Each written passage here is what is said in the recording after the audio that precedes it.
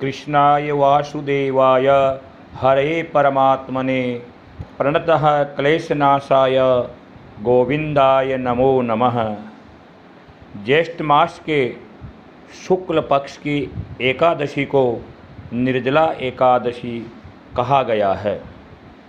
अन्य महीनों की एकादशियों को फलाहार किया जाता है, परंतु इस एकादशी को फल तो क्या जल भी ग्रहण नहीं किया जाता है। यह एकादशी ग्रीष्म ऋतु में बड़े कष्ट और तपस्या से की जाती है, अतः अन्य एकादशियों से इसका महत्व सर्वोपरि हो जाता है। इस एकादशी के करने से आयु एवं आरोग्य की वृद्धि तथा उत्तम लोकों की प्राप्ति होती है। महाभारत के अनुसार अधिक मास सहित एक वर्ष की 26 एकादशियाँ न की जा सके तो केवल निर्जला एकादशी का ही व्रत कर लेने मात्र से संपूर्ण 26 एकादशियों का फल प्राप्त हो जाता है। बताया गया है, वर्षस्थे मिथुनस्ते अर्के शुक्ला यो एकादशी भवेत ज्येष्ठे मासी प्रयत्नेन सोपस्या जलवर्जिता। यानी या तो वर्ष की संक्रांति में या मिथुन की संक्रांति में ज्येष्ठ मास के शुक्ल पक्ष की जो एकादशी होती है, और जो व्यक्ति यत्न पूर्वक सावधानी पूर्वक भगवान का स्मरण करता हुआ इस एकादशी को करता है, तो उसको जो 12 मास की एकादशियों के सहित अधिक मास की जो 2 एकादशियाँ होती है, उन सब का फल प्राप्त हो जाता है। स्नाने चाचमने चेव वर्जयन्नोदकम बुध संवत्सरस्य या मध्ये एकादश्यो भवन्तु नः। यानी इस रोज रात और दिन जल ग्रहण नहीं किया जाता है। केवल मात्र मुंह में जल लेकर के आचमन कूड़ा करने के लिए मुंह में पानी ले सकते हैं, वो पानी कंठ के नीचे नहीं जाना चाहिए। इस प्रकार इस व्रत को करते हुए अपवित्र अवस्था में आचमन के सिवा बिंदु मात्र भी जल ग्रहण नहीं करना चाहिए। यदि किसी प्रकार जल उपयोग में ले लिया जाए तो ये व्रत भंग हो जाता है, फिर वो निर्जला एकादशी का उपवास नहीं रहता है।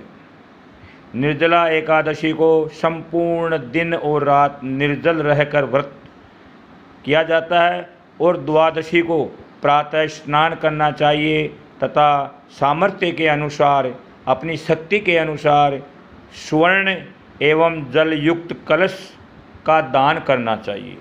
इसके अंतर जा करके पारायण करना चाहिए और भगवान का चरणामृत ग्रहण करके इस व्रत का खोलना चाहिए। पांडवों में भीमसेन जो थे वो शारीरिक शक्ति से बढ़ चढ़कर थे। उनके उदर में वृक नाम की अग्नि थी, इसलिए उन्हें वक्रोदर नाम से भी जाना जाता है। वे जन्मजात ही शक्तिशाली तो थे ही, नागलोक में जाकर के वहाँ के 10 कुंडों का रस पी लेने से उनके 10,000 हाथियों का बल प्राप्त हो गया। इस रसपान के प्रभाव से उनकी भोजन पचाने की क्षमता और बढ़ गई और उनकी भूख भी बढ़ गई। सभी पांडव तथा द्रौपदी समस्त एकादशियों का नियम पूर्वक व्रत करते थे, उपवास करते थे, परंतु भीमसेन के लिए यह संभव नहीं था, इसलिए वो किसी प्रकार की एकादशी का व्रत उपवास नहीं करते थे। एक रोज़ वो अपने तात श्री व्यास जी के पास जाते हैं और प्रार्थना करते हैं कि हे प्रभु, मैं एकादशी का व्रत करना चाहता हूँ, लेकिन मेरी भूख के कारण मैं नहीं कर पा रहा हूँ। ये सब लोग एकादशी का व्रत करके अपने पापों से छुटकारा पा जा रहे हैं, मैं ऐसा कौन सा व्रत करूं जिसके कारण मेरे को भी पापों से छुटकारा मिले। इस प्रकार व्यास जी से प्रार्थना करने पर व्यास जी कहते हैं कि हे भीमसेन, तेरे को मात्र एक निर्जला एकादशी का व्रत उपवास करके ही तो समस्त पापों से मुक्त हो जाएगा। अतः तेरे को इस एकादशी का व्रत उपवास बड़े विधान के साथ, नियम के साथ करना चाहिए।